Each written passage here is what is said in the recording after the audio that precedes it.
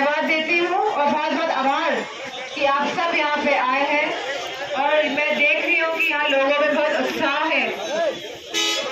हम सभी जानते हैं कि मैनपुरी लोकसभा क्षेत्र का उपचुनाव होने जा रहा है और यह पहला ऐसा उपचुनाव है, यह पहला ऐसा चुनाव है जहाँ नेताजी हम लोग के बीच में नहीं है। मैनपुरी के लोगों ने, इस क्षेत्र के लोगों ने, सबने नेताजी को पहचान दी और नेताजी ने इस क्षेत्र को पहचान लेने का काम किया। नेताजी का हमेशा से भावात्मक जुड़ाव रहा है इस क्षेत्र से। मैं जितने भी आदरणीय बुजुर्ग देख रही हूँ, जैसा मुझे दर्द है, दुख है मेरा, मैं समझ रही हूँ कि आप सबके अंदर भी वही दर्द, वही दुख है, वही दर्द है और उन्हीं भावनाओं का सामना आप भी कर रहे हैं। आप सभी के जीवन में नेताजी, मेरे को पूरा इस बात का अंदाज है, मुझे पता है कि नेताजी ने कहीं ना कहीं हम सभी के जीवन को छुआ है। और ये चुनाव मेरा नहीं है, ये चुनाव नेताजी का है और ये चुनाव आप सबका है, क्योंकि इस क्षेत्र की जनता और आप सभी नेताजी का परिवार थे।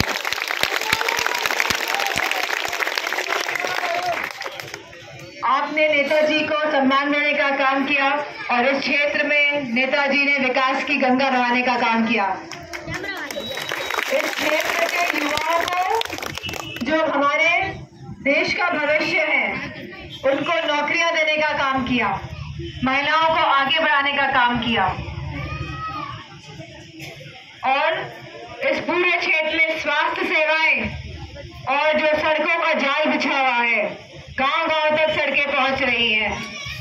ऐसा विकास किया है कि पूरे देश में मैनपुरी लोकसभा क्षेत्र एक चिन्ह के रूप में जाना जाता है कि हाँ, मैनपुरी नेताजी का क्षेत्र है जहां इतना विकास हुआ है।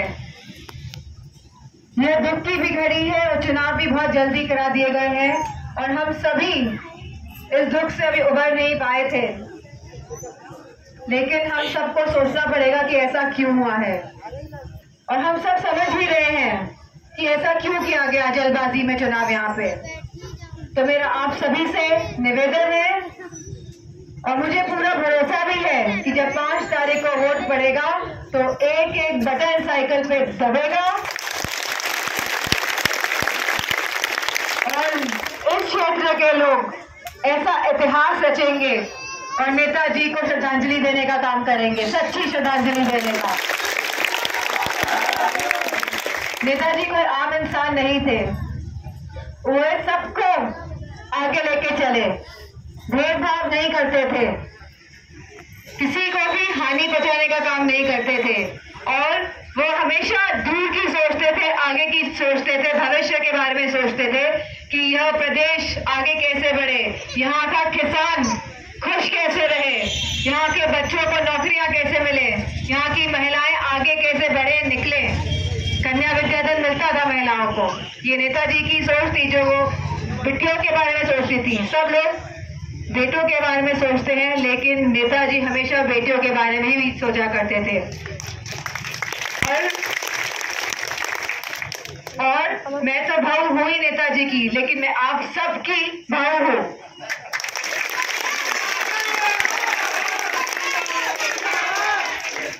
अब ये हम सबका दायित्व है कि एक एक वोट 5 तारीख को साइकिल का बटन दबा के हमें नेताजी को सच्ची श्रद्धांजलि देने का काम करना है।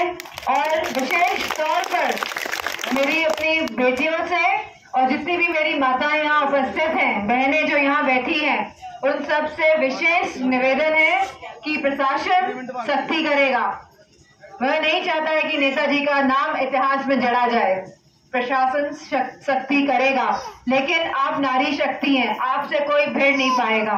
तो आसपास के गांव में भी जहाँ पे भी आपके रिश्तेदारियां हो, जिन लोगों को भी आप मना सके, सबको एक साथ कर लीजिएगा और भिड़ जाइएगा, क्योंकि आपसे लड़ नहीं पाएंगे कोई, और एक एक वोट नेताजी को दिलवाइएगा।